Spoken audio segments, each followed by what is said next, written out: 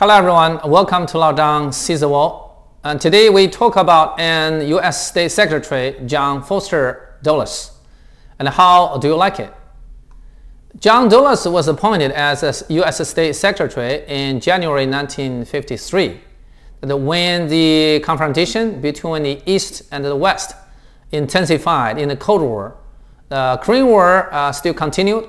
McCarthyism soared in America. And John Dulles was also well known for his antagonism to the communists. He even made the rule in the State Department that no handshaking permitted with the Chinese delegate. In April 1954, that a Geneva conference was held for Korean and Indochina peace restoration. Zhou Enlai and John Dulles were the leaders of Chinese and American delegates. China and America were very hostile at that time, so before the meeting, John Dulles told American delegate that no contact or shaking hands with the Chinese representatives. During the meeting, British Foreign Minister Eden put forward a suggestion that the next session he would introduce Dulles and Zhou Enlai as know each other and also shake hands for a greeting. The Chinese delegates showed no objection to the advice, and it conformed to the diplomatic norms. Yet Dulles rejected. So it was said that later that Dulles refused to shake hands with Zhou Enlai. For this lack of propriety, and another U.S. State Secretary Kissinger and President Nixon both mentioned. In July 1971, Kissinger had his secret visit to Beijing, and he paid much attention to this. At about 4 p.m. July 9th, Zhou Enlai went to see Kissinger at the guest house where he is stayed, and Kissinger waited at the entrance. He gave his hand first to shake with Zhou Enlai. They greeted in smile, and from that moment, the amity melted between the two countries. In February 1972, when Nixon visited China, and when he stepped down his airplane, he also first gave his hand to Zhou Enlai. And Dulles was born on February 25th, 1888. In a family that had two U.S. State Secretaries. His maternal grandfather, as John Watson Foster, was a State Secretary to President Benjamin Harrison from 1892 to 1893. And his uncle, Robert Lansing, was State Secretary to President Wilson in First World War. Dulles' grandfather was a missionary and preached in India. And his father, Allen Macy Dulles, was a pastor. So from very young, Dulles was under great influences of the church, and with a fellowship study and prayer and Sunday worship, a very faithful Christian. Bible was always with him.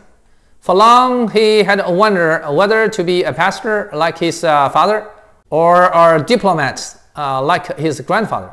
John Dulles was related to China more or less.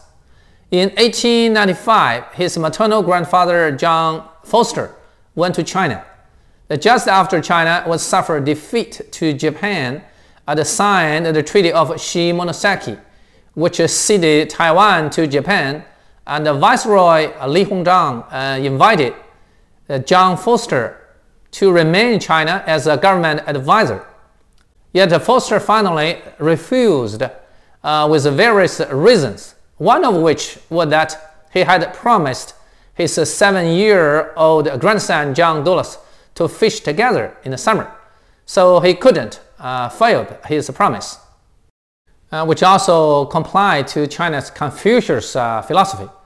Respect and venerate your parents and sisters, and their esteem and confidence can't be destroyed from the children. So after getting back to America, Foster and Dulles went to fishing, and they caught a big fish of mascalonge. They took the picture and sent it to China to Viceroy Li Hongzhang.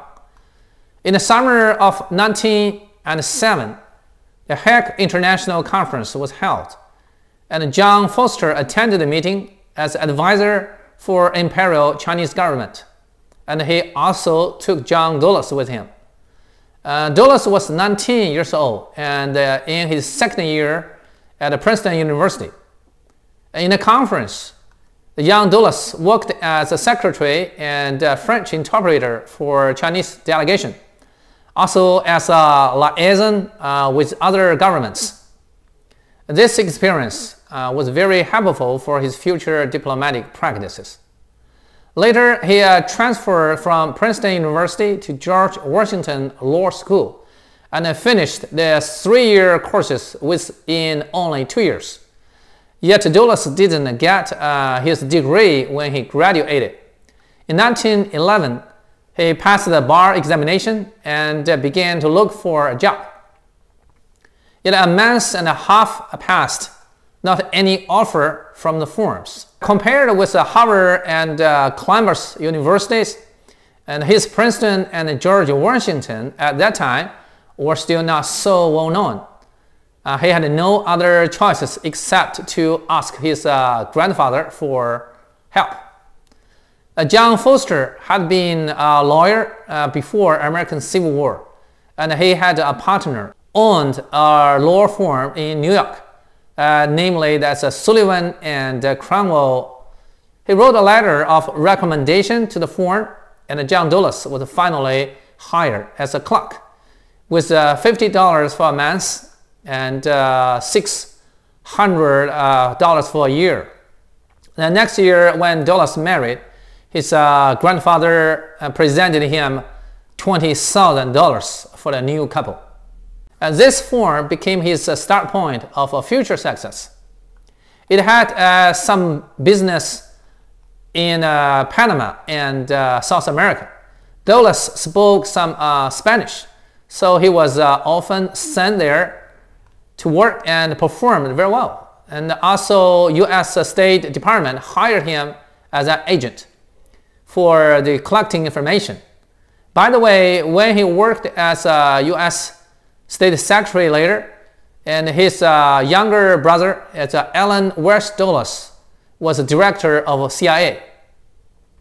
After 1917, when America declared war against Germany, John Dulles was dispatched to Panama again for counterintelligence in dealing with German espionage.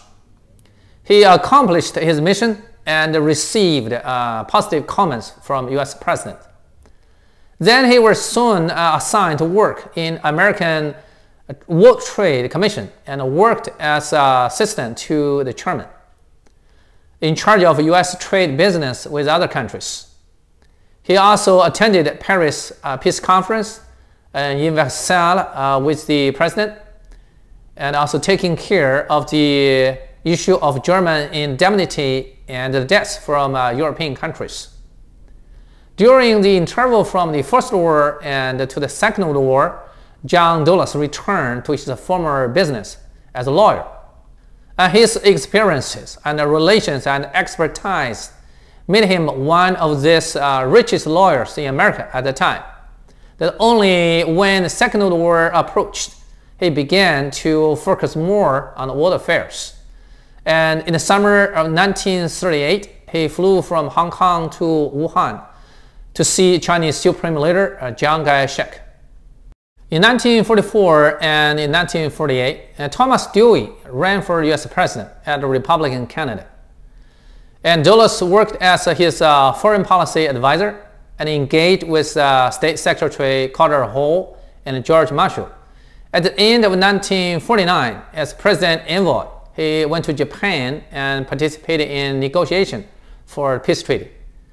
After taking the position as a U.S. State Secretary, Dulles succumbed to McCarthyism and permitted the loyal investigation to the 32,000 employees in the State Department, and forced the two suspected well-known diplomat John Vincent and John Davis to resign. Due to different opinions, he sidelined George Kennan, the initiator of American containment policy, And Paul Nicher was also removed from State Department to Defense Department. He advocated the confrontation and war brink policy instead of containment to the Soviet and the Communist, with the threat of war, yet avoided its actual happening. From January 1953 to May 1959 of his death, as State Secretary, he got through a few critical international events, such as the Korean War armistice in July 1953, the Berlin Conference in 1954 for truce and division of Indochina, then Suez Canal crisis in 1956. America didn't agree to the military operation from the British, France, and Israel, and since then took the domination in the Middle East affairs. In Quemoy, artillery shellings and the Taiwan Strait crisis in 1958, the America prevented to be deeply entangled. While with the belligerent disguise of war brink and massive retaliation to the communists, he never gave up any negotiation or making compromises. As Dulles said himself, you have to take chances for peace, just as you must take chances in war. The ability to get to the verge without getting into the war is the necessary art. If you can't master it, you inevitably get into the war. If you try to run away from it, if you are scared to go to the brink, you are lost. His policy could be explained in a simple way as to be bold enough. Attack is the best way of defense. People without nothing fear less than those with something. The Chinese response has been always that do not make trouble, yet nothing to fear. President Eisenhower quoted John Dulles as the best U.S. Secretary in history. Yet this compliment may be different from your opinion, and your comments are always welcome here. So above is today's program, and thank you for your watching, and see you next time. Thank you, bye.